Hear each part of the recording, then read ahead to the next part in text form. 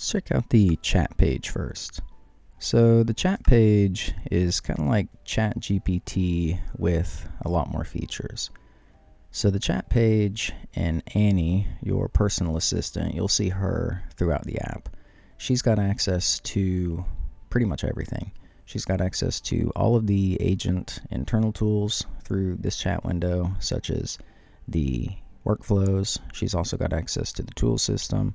She's also got access to the agent system, so she can spawn and run any of those internal systems. She's also got access to your app integrations, so anything that you've got integrated through your apps, custom apps, whatever, she's got access to.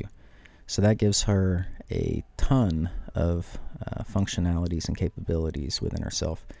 So she can do deep research, she can set up her own automations and code systems, she can create code and run it for you, she can run files, she can do pretty much anything that can be done by a computer or an API or a file system or a browser. She can do it. She's got a built-in AI browser agent. She's got pretty much everything.